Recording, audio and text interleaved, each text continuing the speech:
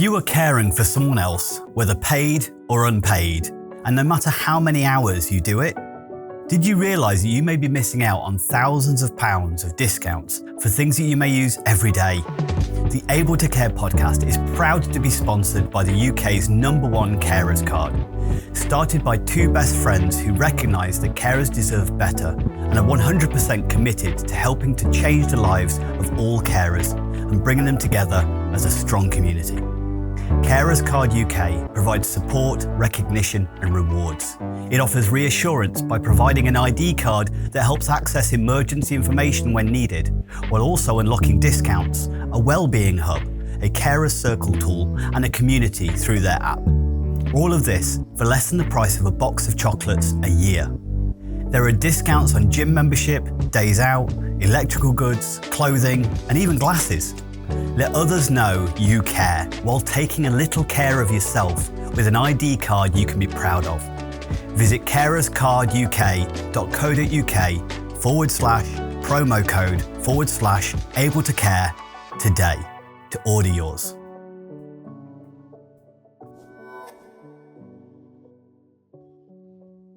Hello and welcome to another episode of the Able to Care podcast. I'm your host, Andy Baker, and today I am thrilled to welcome Gina Awad to our Able to Care podcast. Gina has been a tireless advocate for people living with dementia and their caregivers for nearly a decade.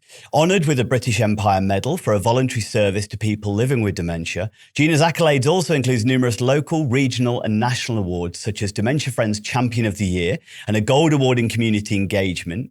As a founder and leader of the Exeter Dementia Action Alliance, which is quite a mouthful, EDAA, Gina works tirelessly to create dementia-friendly communities, offering transformative dementia information sessions and hosting a quarterly radio show, Living Better with Dementia.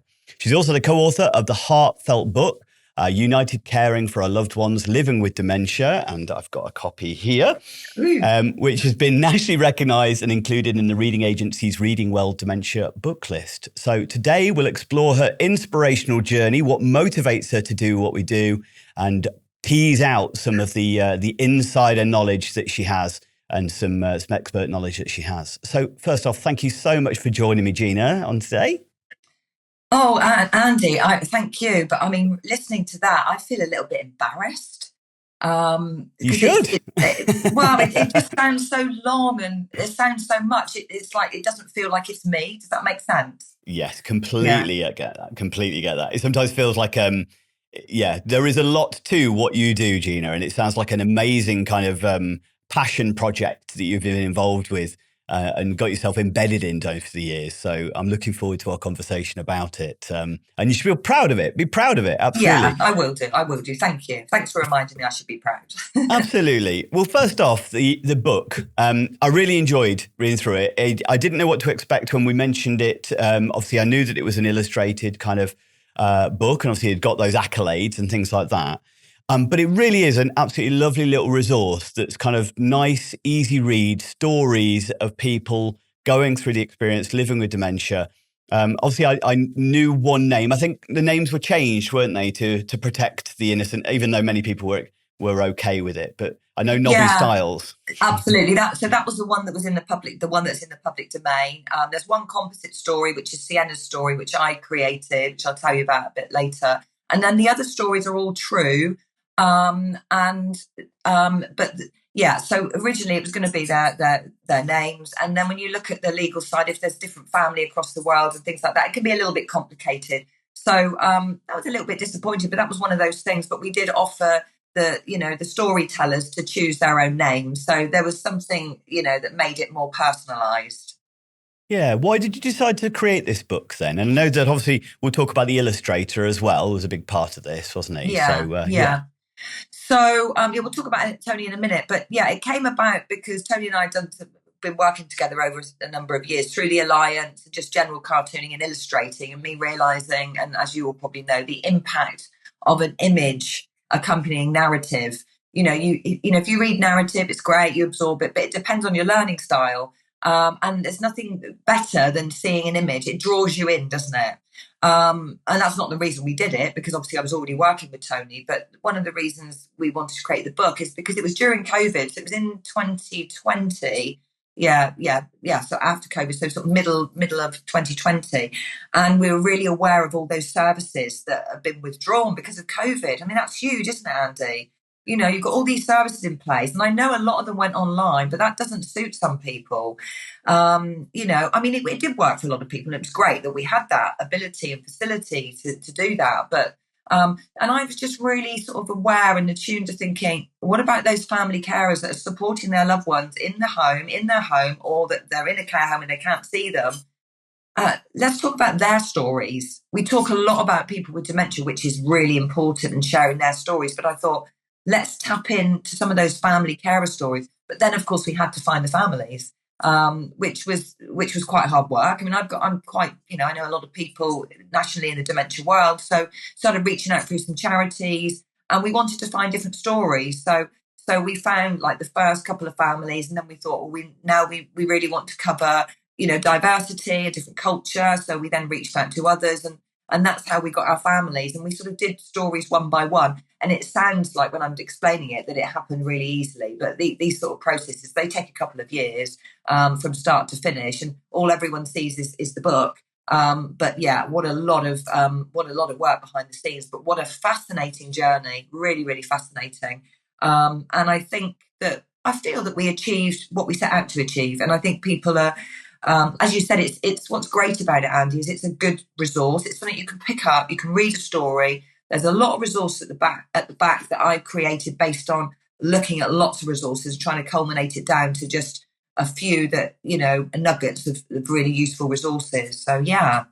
So I really did like as well the fact that you had included kind of this slightly multicultural kind of information, because I think there is an awful lot out there around the dementia world that people do have a preconceived idea still in this country of what dementia is. And dementia care itself is changing massively because of the dynamics and the culture of the country changing as an outcome of that, isn't it? So it was nice to see some alternative stories, some different backgrounds and stuff, but living the same challenges, which I thought was really positive. So I was going to say, and also bringing in, like, for example, one of the stories, as we know, it's, you know, the lady was going back to her mother tongue and not being able to speak English and things like that. And as you say, I think that is really important. And I did at the launch of the Reading Well, when they created the charity created or found the 20 books, which United is one of, as you mentioned at the beginning. I bumped into a lady that actually works for, you know, National Social Prescribers, and she was a different culture, different nationality, and she hadn't read the book at that point, but she read that, and she said she really resonated it, and it was a really welcome inclusion, an important conclusion. So yeah, thanks for picking up on that, Andy.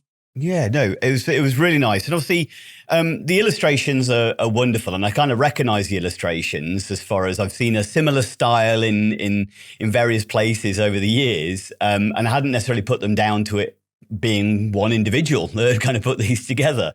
So the illustrations were by Tony Husband.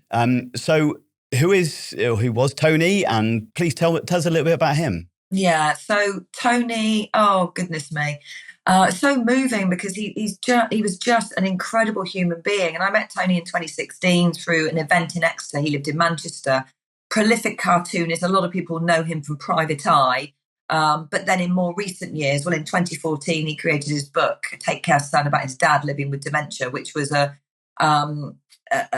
picture book, not dissimilar from United, but a square book, less pages, but really hard hitting. And that for him changed his course a little bit in life. So he still continued doing his, work, jobs and jobettes for Private Eye, but he sort of branched out into the dementia domain in about 2015, which was a year or so before I met him. And he delivered his talks. He's a great storyteller of his book, and read the book through PowerPoint with big audiences right across the country, in care homes, with the Admiral nurses and the charities. And it really, really was, or is, a very, very popular book. And it's just, one minute he was here, Andy, and the next minute he was gone. He was on his way on October the 18th. He was on his way to, I think it was someone's leaving do to do with Private Eye that had been there a long time. And It was like a lunch and boat trip, and he was coming from Manchester. And I'm aware at the time that I think there were some issues with the trains, as in it was a bit delayed and things like that. And he never quite made it. He actually had a heart attack on Westminster Bridge, and it was a massive shock to the nation and anyone that knew him. But I think what was very, very prophetic, and you can see it online, is before he died, he was obviously on the train, and he knew he was going to be late for the event, and he explained, I think he had contact with one of the other cartoonists and just said, look, I'm going to be running a bit late. He acknowledged that they wouldn't be able to keep the boat waiting for too long, but obviously they thought he'd get there. And so anyway, he drew this cartoon, which is so prophetic. And it's a picture of him stood by the water with his bag, waving at the boat. And it went into private eye, because that was obviously the last time that he was in private eye. It was like, and that was before he died. So you can read that in many ways. You can see it as like, it's kind of beautiful, isn't it? The boat. It's beautiful. It's prophetic. And so, he's no longer with us, which is devastating and a huge loss for humanity, cartoons, drawing. A very, very gifted, genius, special man. Yeah. And obviously his cartoons are all the way through the book, and they add a lovely kind of personable nature to the book, don't they? As far as kind of, and as you said, the visual learners can kind of still connect with it as much as anything else. It makes it it's like a kind of a children's book as far as accessibility is concerned, but it's very much an adult book as far as content and information. And the diagrams aren't childlike, but they are. They just give that sense of friendliness about them, definitely, don't they? They do, and I think, picking up on that, Andy, one of the things that Tony was very, very clever at is drawing out emotion, because there's some amazing cartoonists around the world, and they're all individual and unique. But he was very, very good at the tear on a cheek. And the way the little bits around the people as he's drawing them, and that just little flash set of image speaks volumes, doesn't it? Yeah, and it is just those little bits, little gestures that very, very clever. He's very much was a better artist than I've ever been and ever will be. And me. So what? We just keep on Tony for a moment. What took him into working with you as far as dementia is concerned? Did he have personal experience? It was just an area of interest for him? Yeah, no, so going back, I touched on it a few minutes ago. So his dad had dementia, so he had a little book called Take Care, Son. Yes.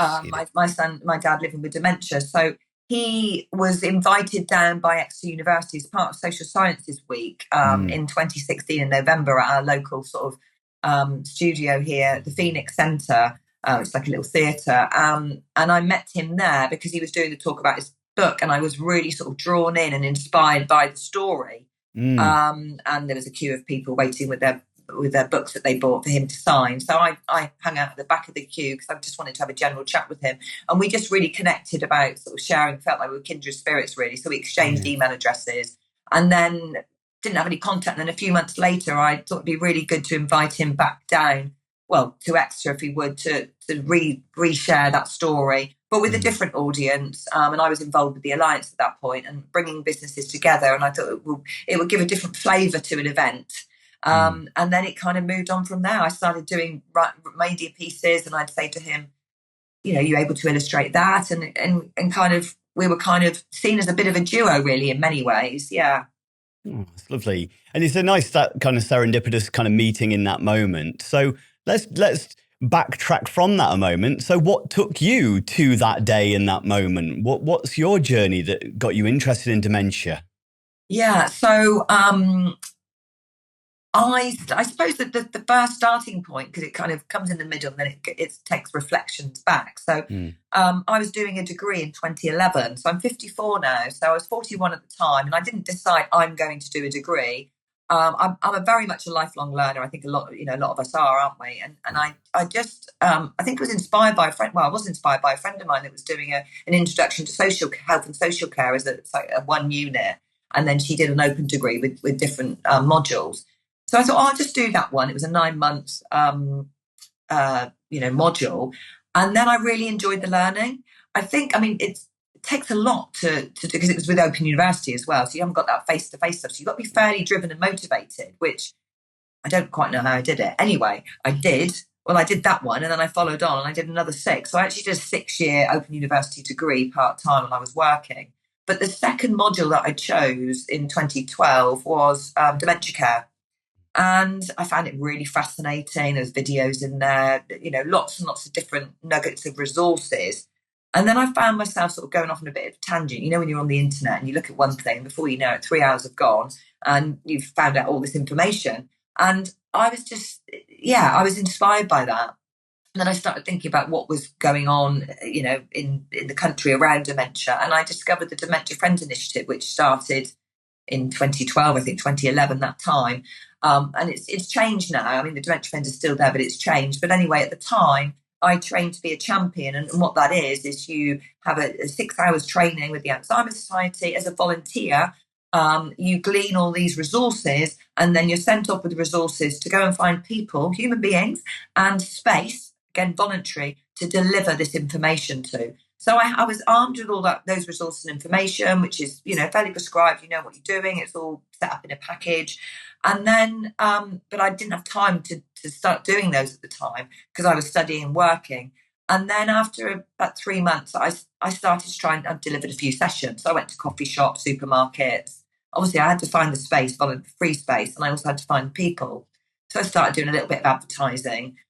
And 6 months passed by, and I'd done about 15 sessions. And the people that were attending the sessions were a combination of people maybe that had just been diagnosed with dementia, family members, people that thought their loved one may have dementia but hadn't been diagnosed, professionals, just the general public. And what was I was gleaned from those sessions is people were coming back with similar feedback. There was a theme, and it was around fear.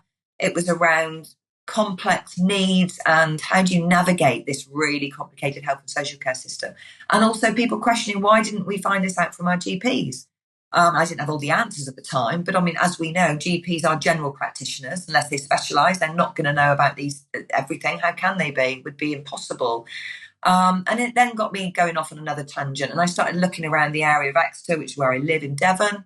And I just started researching, finding out what was going on around dementia. And there was lots going on, memory clinics, Alzheimer's Society, other charities, what was going on. And I realised that there was a lot going on, but it was quite disjointed. And it was at that point, it's quite a story, Andy, so I'm trying to summarise it and remember the sort of the timeline. But at that point, I discovered the Dementia Action Alliances, which was not a regulated scenario or whatever, but it was basically, the idea was communities across the country would start trying to raise awareness of dementia and empower and inspire local businesses and people in their communities to take action. So I discovered this initiative, which was national, and in the southwest at the time, there was a little community in Crediton, Tavistock, Falmouth and Plymouth. So 4. There's hundreds now. There's probably over 400. But at that time, there were only those. So I thought, well, maybe there's something going on in Exeter which isn't in the public domain. So I then started inquiring about that. And I spoke to the National Alliance, and they said, no, there isn't, but you could set one up. I thought, well, what does that look like? This is not what I planned.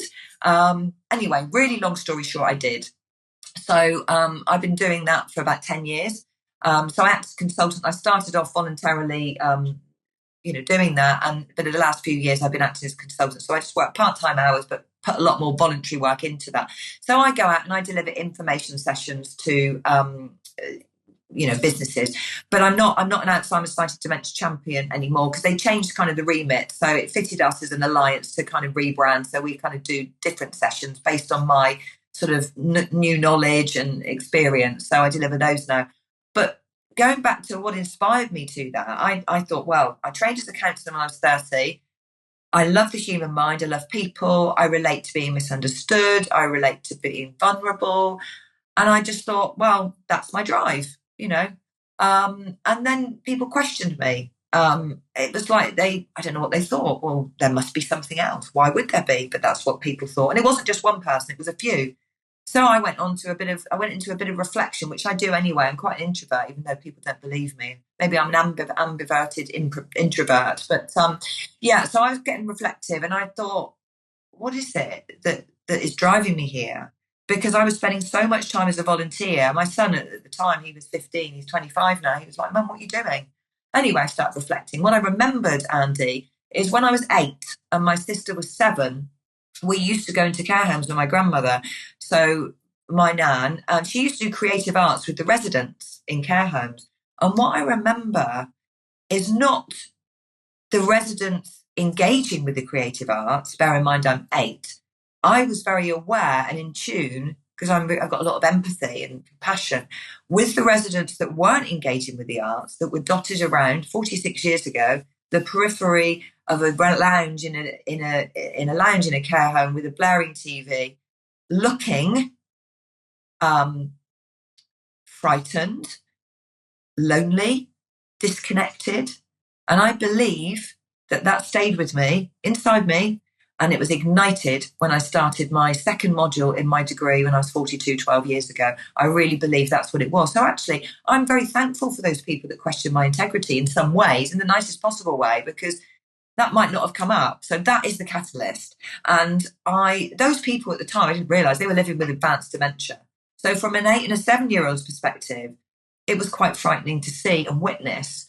And I just thought, there's something more about this. These people are human beings, and no disrespect to the care home at the time, but they looked unengaged and they weren't stimulated. And I now know through doing a lot of research and personal experience that even at the very late stages of dementia, Andy, you can connect with people. You really can. And there's a great Naomi Fell work, validation therapy. Right at the end stages, you can make a connection. People might not be able to speak. They might be asphasic. You might think they can't connect. But we have to be private investigators and find the way to connect. So in a nutshell, that's my story. Yeah, that's a beautiful journey. And it's so nice that you kind of were able to reflect back and have those early memories that then connected over to kind of, what you emotionally connected around dementia later on. What you were saying there about the advanced stages as far as dementia is concerned was, I think, it's really important for people to be aware of, because I think there is a fear. There's a kind of I don't know, I think maybe it's the nature of the human mind to maybe find that a person who doesn't engage, a person who's silent, a person who kind of doesn't seem to be interacting in a typical way, for people to find a little bit disturbing. I don't know whether it's the right word, but unsettling maybe is a better word. I think that's a great word, Andy. That's a great word. It's a really, really good word. Yeah. And therefore, I think it's anything like the unusual, isn't it? That we don't necessarily know how to communicate, don't know how to engage, or there is this assumption, especially as you mentioned, and there are some amazing carers out there, but it's still a case of, because they don't talk, that means there's no communication. Because they don't engage, there is no engagement. And as you very rightly mentioned there, if you had a baby that didn't talk, didn't kind of reach out, you wouldn't just go, "Oh, it doesn't want any attention." You'd keep giving it that same attention. And the things that we come into this world with are the things that we leave this world with. And therefore, the same way as you'd interact and engage with a small child, with a baby, with an infant, why isn't that still then encouraged, taught, promoted within care, do you think? Yeah, that's so true, Andy. And I think one of the things we need to remember as well, that, the last thing that goes through a human being is the hearing. So people might not be able to communicate verbally or in the way that we communicate, but body language and reaching out and touch, they're hugely important. You cannot underestimate these forms of communication. And like you say, the later stages of dementia, there's no getting away from it. It is difficult. It's hard for the person.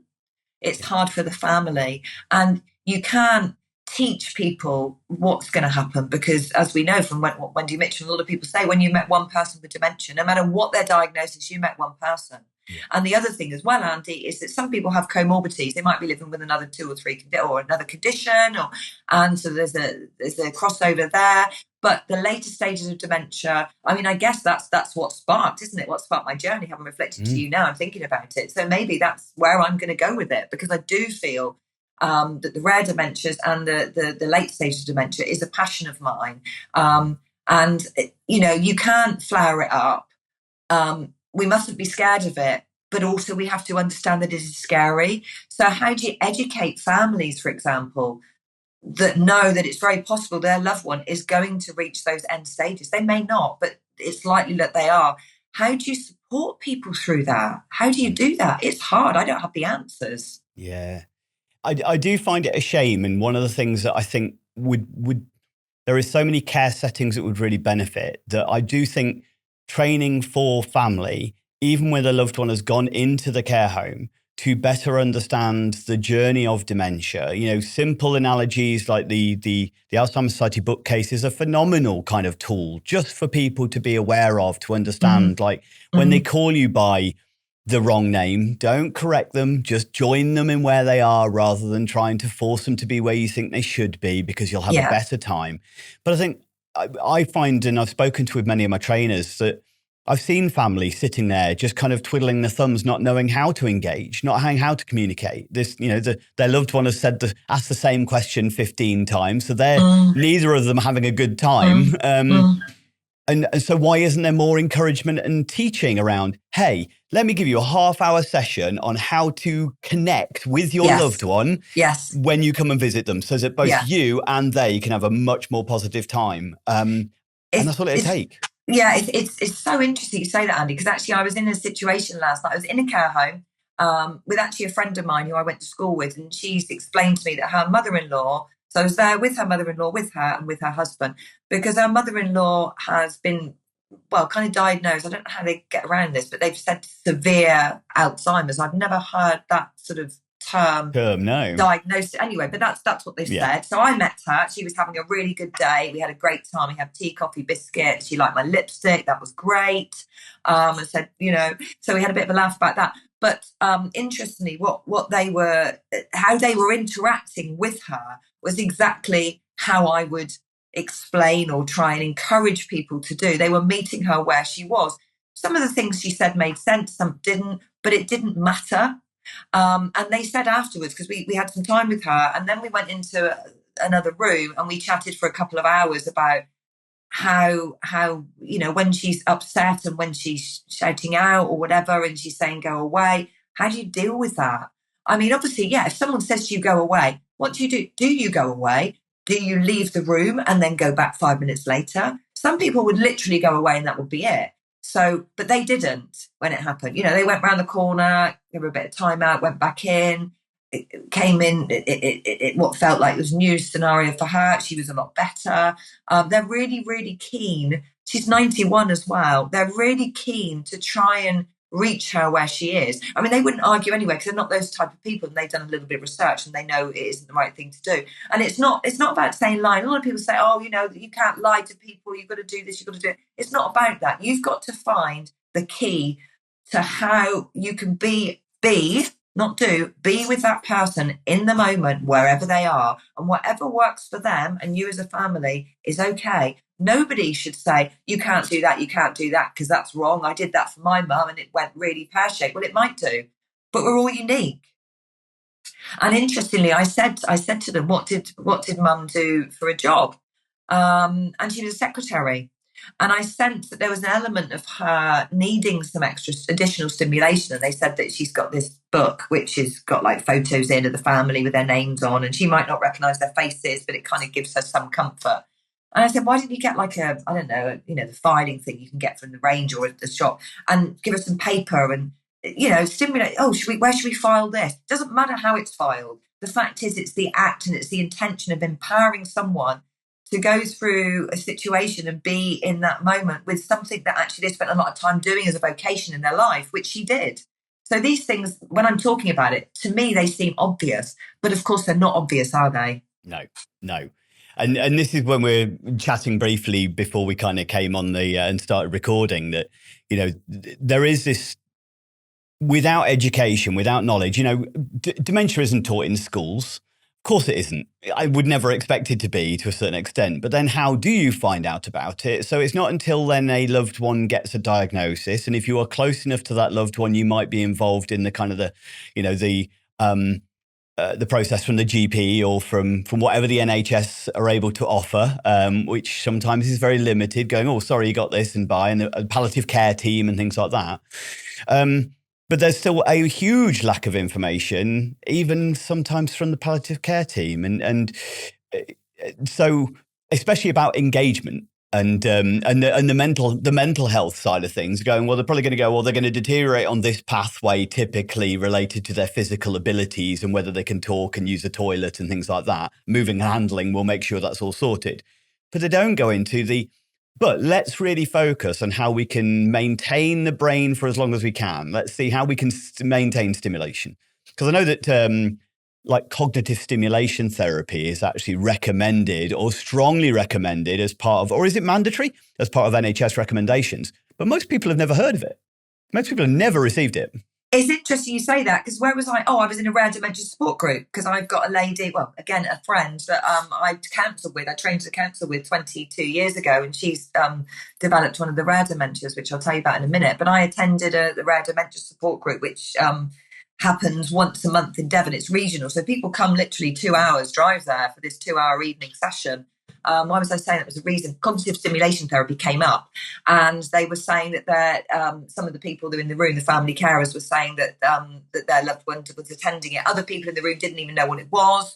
I'm not sure that it is mandatory, but it wouldn't surprise me if it is soon. I know I'm also a carer representative for the Royal College of Psychiatrists, where I do peer reviews for the memory clinics, and a lot of the reviews that I do, they seem to have certainly have that in place, which is really, really useful. And it brings people in the moment. They normally have a themed discussion. It might be an hour, hour and a half or two. They might talk about the weather, what a newspaper thing that's in there. Or they might sort of, it's kind of person-centered, and you can be as much involved as you want. And it's for the people living with dementia, sort of early to moderate stages. And I think it's a great thing to have. But going back to, great skill to have and to be able to interact with that, going back to what you were saying about in schools, I have done some dementia informations over the year, sessions in schools, which is slightly different from the adult ones. And the children have really engaged, and it's been wonderful, sort of some primary, some secondary schools.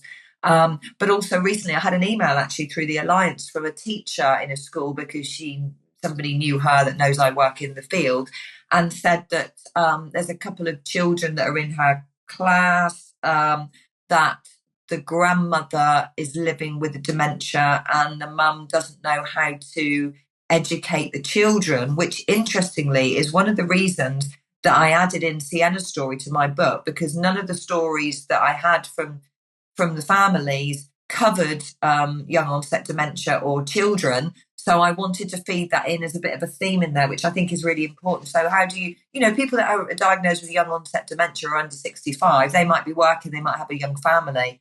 How does that play out in life practically? Have you ever encountered an adult or child's behaviour that has felt difficult, overwhelming, or challenging? Have you sometimes felt at a loss of what to do, or know that you didn't handle it quite right?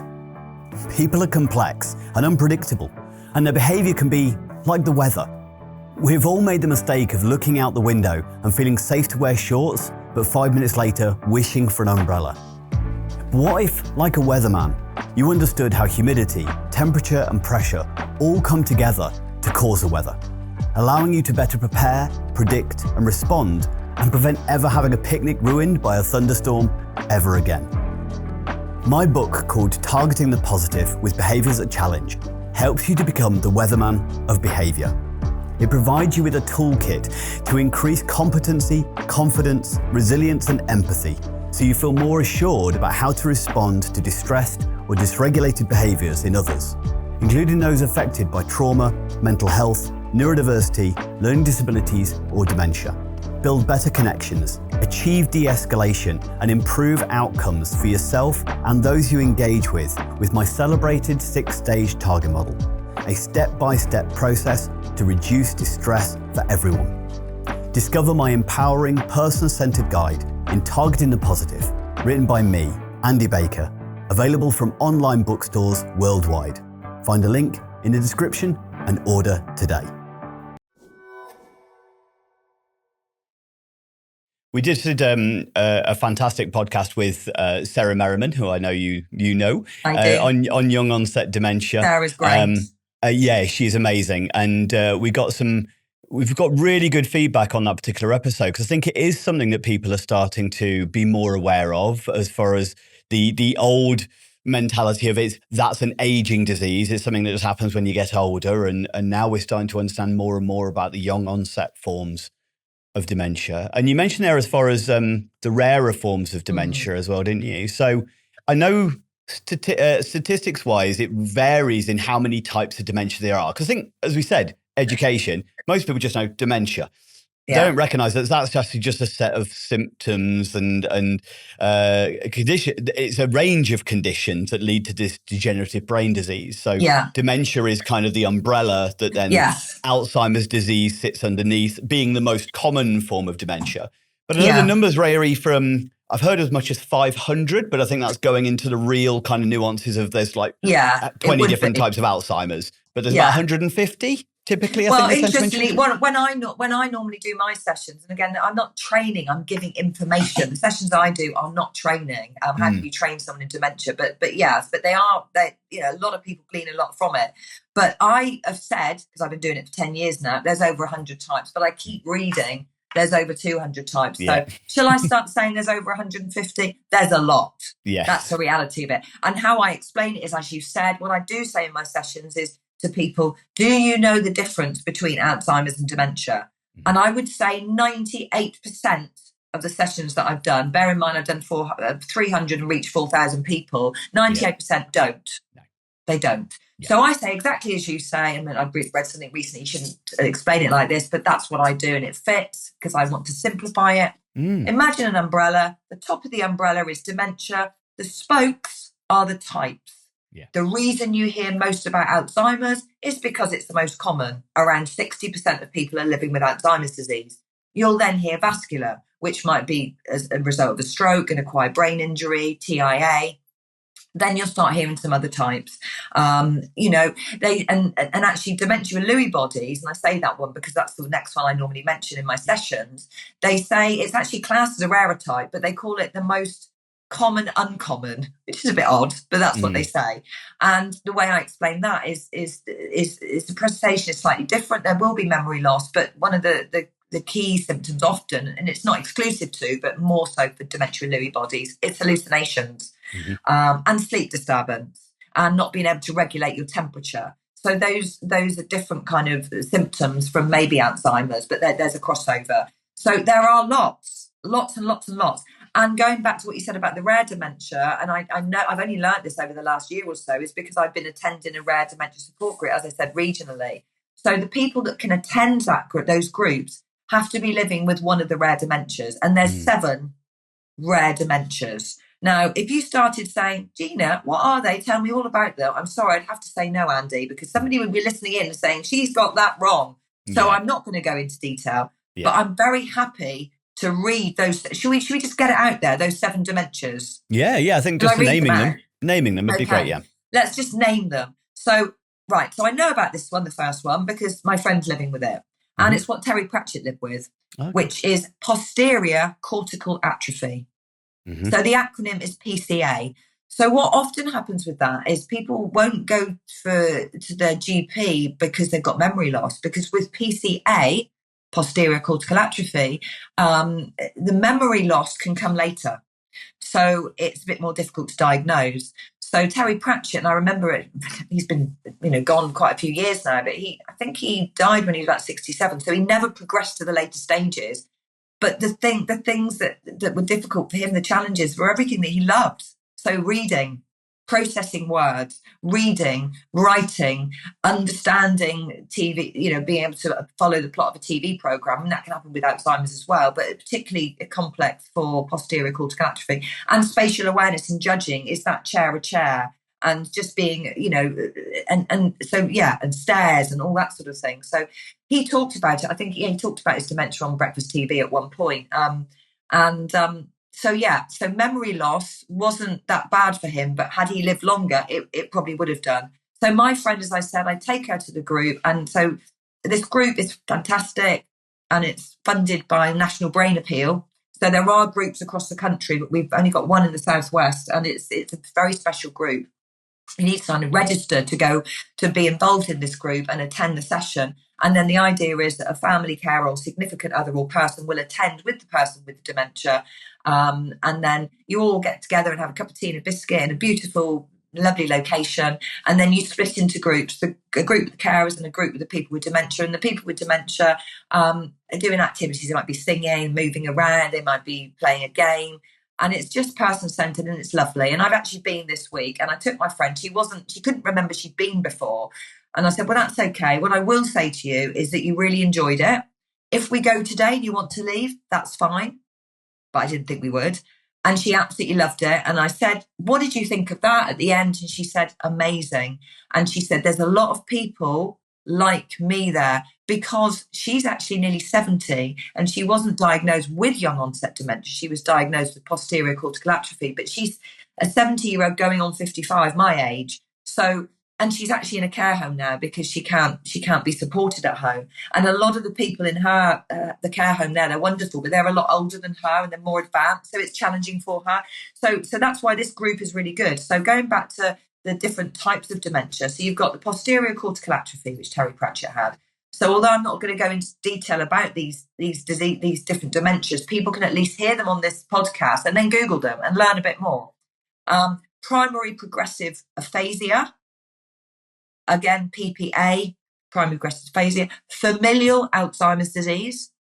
So that can be inherited. I mean, I don't know if anyone's seen the film Still Alice, Julianne Moore. She played somebody with a familial type of disease, which meant her grown-up family could find out if they had the gene, of which one of them did and two of them, one didn't want to know or whatever. So that's a good film to watch. But familial Alzheimer's disease.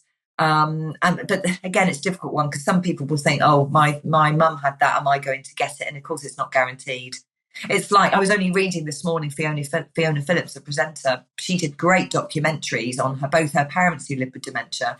And then she was diagnosed in 2022 and she's now 62 and been living with it 2 years. And that must be for her a worst nightmare. You know, she's now living with that. Then you've got frontal temporal dementia. You probably know a lot of these anyway, Andy, where it affects the frontal lobe. So you might have behavioural issues and personality changes and things like that. Then you've got familial frontal temporal dementia. Then you have the Lewy body, and then you have young onset Alzheimer's disease. So there's 7.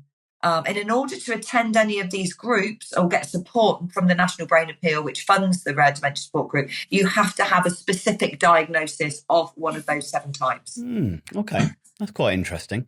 So obviously there is, because obviously if there's 150, there's obviously quite a number there that aren't necessarily mentioned. So I know I can never remember the names of all of them because they do get a bit complicated, don't they? But there's ones that specifically affect, let's say, so most forms of dementia don't affect the occipital lobe particularly. It's often quite a rare form of dementia that affects the occipital lobe, which is associated with vision.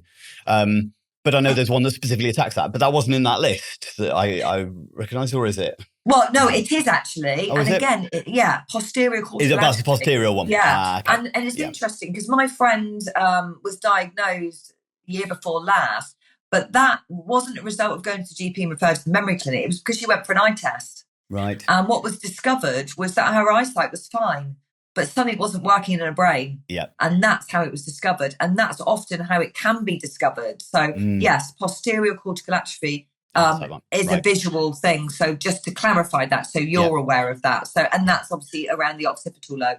I'm not a clinician and I don't know the details of the human brain, but you've got different lobes in the brain. And there's some really great visuals out there. You can look online and type in the brain and the different lobes, and it'll point to each lobe, telling you what each lobe does, how that, because the brain's an amazing organ, isn't it? It's just a miracle. It's a miracle. Yeah. It's the most complex structure in the known universe. 100%. Yeah. And I think that's one of the things when people are talking about dementia, it's sometimes easy to oversimplify. So when we're talking about, well, it's memory loss, but memory itself is extremely complicated. There isn't just one type of memory, so hippocampal memory as far as event memory, and then it's short-term and long-term. Then we've got procedural memory and episodic and systemic, and there's so many different forms. So they forget everything. No, they don't forget everything. They may struggle to recognize objects, or they may forget the words of an object, but they still recognize it. They're two different losses. So maybe I'm looking at a mug and I know the name for the mug, but I don't recognize that as being a mug. Or it could be I don't remember the name for a mug, but I know that it's a mug. Yeah, very different forms of memory loss. That's such a good point, because it's reminded me again of another experience this week, because one of the parts of the brain is the amygdala, which is the feelings, isn't it? Yeah. So my friend that's got posterior cortical atrophy is aware she's got dementia, because it was obviously found fairly early. And she said to me, I can't believe, and I didn't go into great detail about it, but I did say we'd been to the group 3 times before. And she said, she got really upset. She said, I can't remember it. And I said, I'm now feeling maybe I shouldn't have said that to you. Maybe I should have not said that. No, I want you to tell me that. I want to know that. And I said, the thing is, even though you can't remember coming, I know you had a good time. So you might not know that, but you did, because I can witness that. We've got photos. And that's what I say to people. When people say, oh, well, my mum or my nan or whatever can't remember. I said, I saw her last week and she said, I haven't seen you for 6 months. And what's the point of seeing her? I said, it's about being with the person in the moment and how they feel, connecting with them, enjoying that time together. And you have that to hold on to. And emotionally, in that moment, they were there. They might forget the event, but they enjoyed their time emotionally. And emotions are something that people with dementia, we're all in tune with them, but people with dementia are more in tune with them. So you can say one thing in a tone and they will pick up on that underlying emotion if it's contradictory. So it's very, very complex and very interesting. There's very much true on the it's not what you say, sometimes it's how you say it, because as they're struggling maybe to understand language in the same way, they're going to compensate by trying to pick up on any other cues they can get to understand the context and the orientation and everything like that. I think there's a lovely way of looking at something, and I'd never want to take anything away from somebody who is living with a condition, but I remember like the first time I ever watched the film Sixth Sense, it was that blown away kind of, isn't that amazing? But I'll never get to watch that for the first time again. And there's an element of like, I'm wondering if, and it is just a wondering, it isn't a case of like the first time that your friend went to that event, she had an amazing time. But then every time you do something, sometimes the enjoyment goes down, doesn't it? It's like the first love being more intense than the second, third, and fourth sometimes. So it would be interesting though. I wonder if the feelings still are released in the same way, the high levels of dopamine and stuff like that. So actually they get that first time over and over and over again. So there's a positive in that. On the flip side, you then get, the first time I experienced something scary, let's say going in a hoist in moving and handling, then every time it's a first time and I relive that same fear, I don't get the habituation of, I can do this now, I've done it before. So there's like a double-edged sword, I suppose, isn't it? It could be a positive, it could be a real negative based on the situation, yeah. It is, and that's really true. And actually, I wonder what it really is like. And will we ever know? How will we know? All I know, Andy, is I want to find not me, I'm not going to find a cure. I'll do the social stuff. The researchers can do their bit. Improve the quality of life, Yeah, exactly. Improve the quality of life. And I think going forward, and certainly talking to you, it's been really interesting because it's caused me to reflect again, which I do. I am definitely, as a person, wanting to know more about the rarer types, and I'm wanting to share and educate people on that through my knowledge. I'm not going to say I know the ins and outs, but what I'm going to say is they exist, and I will signpost, and I will say there are resources, and hopefully I'll write another book.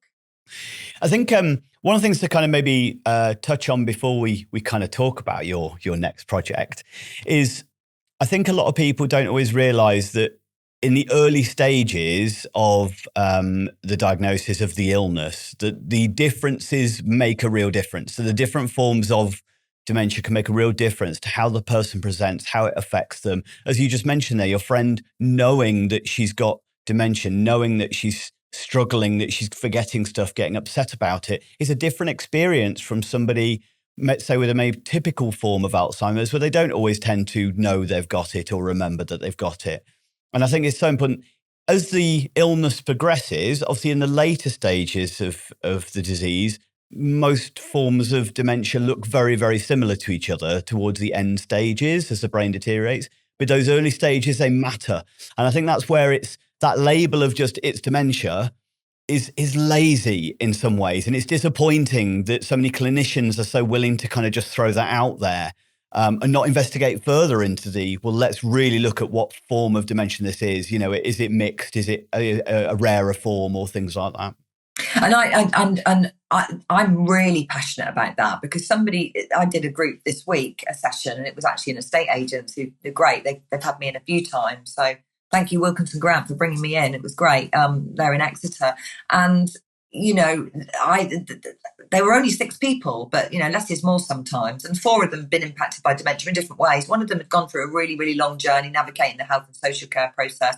And some of them were saying, I said, what dementia? You know, if you want to share in the room, you know, please do share. But one of them was saying that, it's just dementia. They never said that there was a specific diagnosis. And a lot of people, they seem to be getting that's happening. And that's not right, purely because, I mean, again, I know it's not easy to diagnose. They say you can't properly diagnose until post-mortem, or also if you can get a diagnosis locally, but then really to get a really proper diagnosis, especially if it's rare, you need to see a neurologist. So it's an extra layer of resource, which who knows whether that's, but getting that right diagnosis is important, because of course there is medication, and I don't know lots about the medication. I know that for the middle stages, memantine can be a really good medication that can support, and I think that might support a lot of the dementias. But I know in the early stages, I know somebody that had Lewy, was diagnosed with vascular, and then found out later they had Lewy bodies, and actually the medication was different.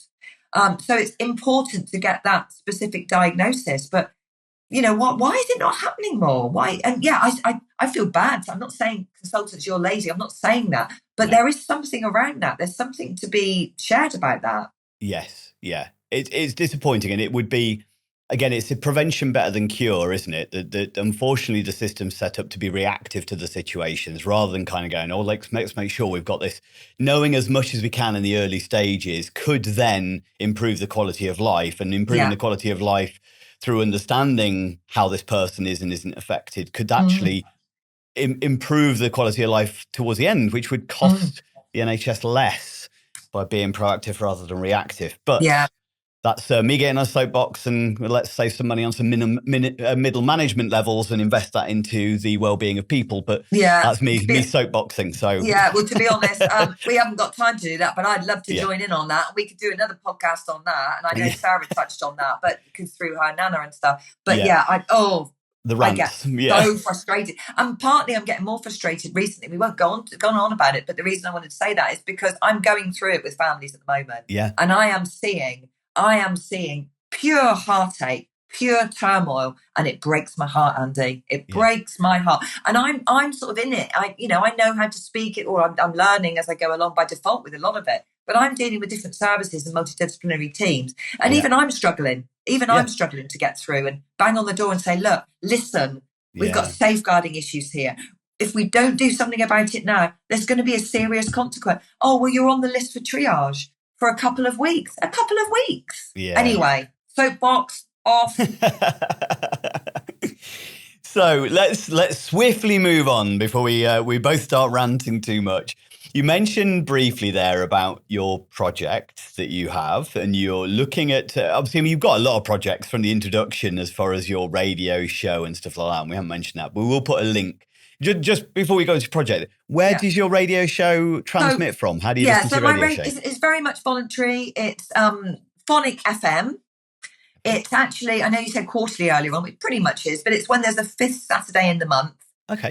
So it's on 2 till 4 on a Saturday afternoon. I've been doing it, hosting the show for 8 years. So although only 3 or 4 shows a year, in the early days I used to have 3 guests on. So I used to have them coming into the radio show, and it was like 1 in, 1 out, and actually I don't know how I did it, because it's 2 hours and then there's music to be played in between. But you can. So anyway, I've reduced it down to 2, and I sort of have half an hour with one guest, half an hour with another. Yeah. But now, because of the way the world is, I want to reach everywhere. Not just locally or whatever. So I really do. I've never had a problem finding a guest, and I've had some brilliant guests, charities, care home managers, people living with dementia that were frightened to come on and actually surprise themselves, because they did talk about it. It was emotional. Yeah. So I'm very much, I'm a sharer of resources like you are. I want to find information and I want to share it. And one of my ways of doing that is through the medium of radio. So yeah, Phonic FM 106.8 FM. And I've got to shout out to Pat because he produces the show. Without him, I don't do the tech, Andy. You can do the tech. I don't. I just talk and they play music. So yeah. Fantastic. Okay, so let's get on to that new project that you've got in your brain somewhere at the minute. I think, isn't it? It's a bit of a plan that you've got, but I think it leads on from the first book, the United book, doesn't it? So yeah, please tell us about it. I had a little bit of debate in my head. Shall I mention this or not? I'm going to put it out there. It might not come about, but when I set my heart to things, they often do. Yeah. And you put it out there, don't you? And the universe provides. So yeah, it's a big project. And I think first of all, I need to acknowledge that when Tony was alive, I discussed the second book with him. We didn't know exactly what that would look like, but we were in the early stages of talking about it. And over probably about a year, we kept on coming back to it. And I wrote a few notes and we had a little bit of a chat about it, but we didn't get any further than that. So of course, when he died, I thought, it's not going to happen. I'm not going to find another illustrator. I'm not sure if I want to. I'd feel a bit of a fraud. I'd feel a bit guilty. So all those emotions. So I just forgot about it. And then by serendipity, whatever you want to say, a friend of mine introduced me to, she's written 3 books, children's books, Jo. So hi, Jo. Introduced me to a lovely man. I'm not going to name him at the moment because it's early days. So don't feel bad about that. You know who you are.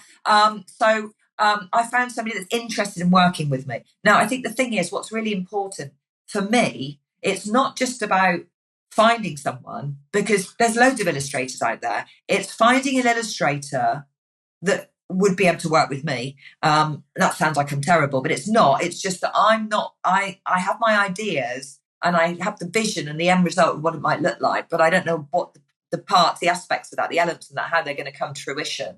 And with Tony, I was able to, he'd draw something and I'd say, I'm not really sure. And I'd make a face and he'd like, you don't like it, do you? And I'd be like, no. And then I'd feel guilty. But he was like, it's fine. What is it? And I said, well, I don't really know. It just doesn't work. And then we would tease out why it didn't work because we work well together. So for me, if I couldn't find somebody that I could work with like that, then I wouldn't do another book. When I say I wouldn't do another book, I might do, but I'm talking about a book with illustrations. Anyway, Tony and I looked at the possibility of doing this other book. So I found somebody that's potentially interested. I've spoken to the publisher, and it's very early days. So at the moment, I'm creating the bones of how it may be. And the idea from my point of view is it will probably develop from Sienna's story. So Sienna's story is in United and she's a dementia companion.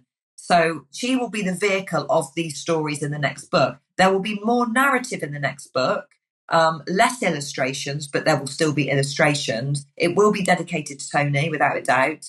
And it will cover experience that I'm going through at the moment, but also it needs to cover certain things. But interestingly, the points that I want it to cover are the things that are not so talked about, which is the rare dementias, more the end of life and all that sort of thing. So I wanted to cover those things. And actually, those experiences are coming into my life. So I'm writing about it. So no one can they're about my experiences that I'm going through. So Sienna will be the vehicle to deliver those stories. And Sienna will have a therapy dog. And the reason she's going to have a therapy dog is because I've got a cockapoo called River. I wanted him to be my therapy dog, but unfortunately he's a little bit too reactive, so he can't be. So Sienna's gonna have a therapy dog. So yeah. So and it will look at stories. I won't go into too much detail about it, Andy, but the idea is it will look at different aspects of the rare dementia, and I will use personal experience. It will be anonymised. Obviously, I won't be mentioning names of the people that I work with, but I'll just change those names. But it will be real. So it will be relatable.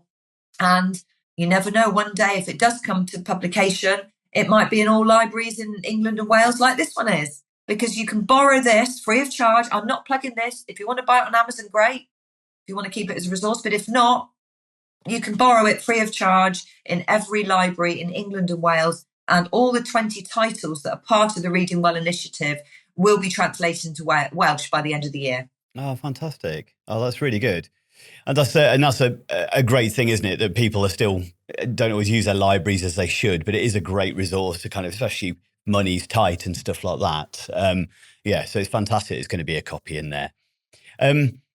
Well, I mean, excited for you as far as your new project's concerned. I know it's in the very early stages, but it sounds like a really exciting prospect and something that's potentially really well needed as far as exposing some more information and the journey of a care companion as well. So that sounds really, really exciting. So as we're reaching towards the end of the podcast, and it's been amazing talking to you. And I think I could talk to you and we could chat about stuff for quite a long period of time. So I'm sure we'll get you back at some point. But let's just finish off a couple of quick fire questions, if that's okay. How quick fire, we'll see how they go. Oh, yeah. How's my brain working? So first one, what do you wish that most families knew about dementia that you think they don't? Oh, I wish that they knew the various strands of dementia, which is part of what I'm trying to do. So obviously at the moment, a lot of families think it is about memory loss. Obviously, a lot of people that I'm seeing are now knowing that it isn't because I'm educating them. But there's still a lot of people that think it's just memory loss. They don't understand that sequencing is an issue. Like if somebody's got a knife and fork in front of them, there's a meal, and they're not touching the knife and fork, and they say, "Mum, come on, eat," or whatever. I'm not saying they would say that. Well, that person might not even know what a knife and fork is. It's that, it goes back to that, literally that.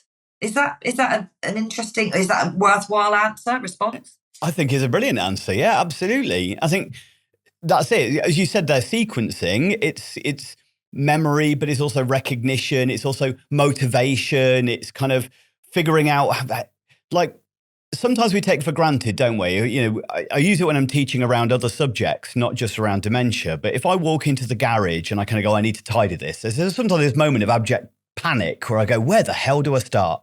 And sometimes you end up going, I can't do this. And you procrastinate because you struggle to get started. Your brain's not in the right place. You've not created a strategic plan. So you walk away from it. You just don't do it. And we all have been in that situation before. But you now imagine you put that feeling, that sensation of tidying a garage into just eating a meal. Absolutely. As you just mentioned there, suddenly looking at what do I start eating first? Where do I get started on this process? How do I use this knife and fork? How do I orientate everything? Visualizing in my mind's eye. There's so much complexity to something that we take for granted as such a simple task. And as soon as that brain starts to be affected, you don't know what part of the brain's being affected, but they may need some help. It could just be they need help to get started. It doesn't mean they need help to eat the whole thing. And it's understanding that, isn't it? Andy, you've made me think of something really specific, which makes me think that actually my response is pretty good. If you don't mind me just answering this. So one of the things, there's been a lot of stuff. So for example, yeah, we're talking about food, we're talking about the knife and fork, we're talking about plate. So imagine a person with dementia, not everyone. They've got a white plate there, they've got a sandwich and a sausage roll, for example. It's a buffet and they're not eating anything, which is what sometimes happens in hospitals. And then they did a sort of research project and actually realised that because of not necessarily the occipital lobe, but the way things are seen and the colour that sort of drive into one, so the sandwich is white bread into the white plate, they started, serving food on a red plate. Now, that might seem really obvious. Now, I spoke to somebody about this the other day and they said, but my husband doesn't want to be seen different. So if I gave him a red plate at home and I'm on the white plate, he's going to feel different. Well, both have red plates. Yeah. You know what I mean? So maybe that's something, a learning point for families that actually, think about things like that, because those things aren't what you would think. You'd think, oh, maybe someone's going to put their jumper on the wrong way round or it's memory loss. But what about those things and tasks and the elements that create? So all the elements, like making a sandwich, making a cup of tea, making a sandwich, we do it. It's muscle memory. Do, kitchen, bread bin or whatever. But how many elements we really chatted about making a sandwich would there be? 15? Maybe more, maybe less, depends. So, yeah. I break those kind of tasks down into the millions of individual tasks when I'm talking about brain functions, and then start to go. So if I've managed one of them, I've actually you think I've managed one, I've probably managed about 25 million. And therefore I've done amazing. So celebrate how well I did rather than how I might have failed. And that's trying to shift that mentality for people across the board. This isn't just with dementia, this is across multiple different conditions. That's made me think one more thing. Focus on what the person can do, not what they can't. Empower them. So if they used to be a gardener and you say, well, they can't do that anymore, they'll pull up all the flowers. Well, give them a space in the garden where it doesn't matter what they do. They're just they've got their hands in the earth and they're doing what they love.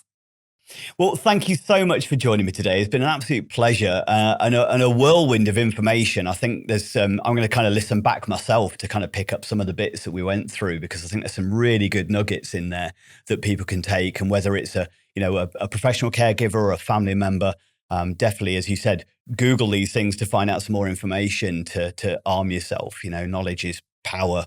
Definitely. 100%, yeah. But otherwise, thank you so much. Hope you enjoyed it. Andy. I've loved every minute of it. Thank you so much. Thank you for inviting me on. My pleasure. So for all of you listening, hopefully you found the episode really useful, enjoyable. We put lots of detail in the show notes so that you can get in contact with Gina and find out about the book and some of the other projects she does. But if you found this episode useful, or you think it might apply to anybody else that you know, please like, comment and share and pass on the information that we've gone through on today's episode. Otherwise, thank you.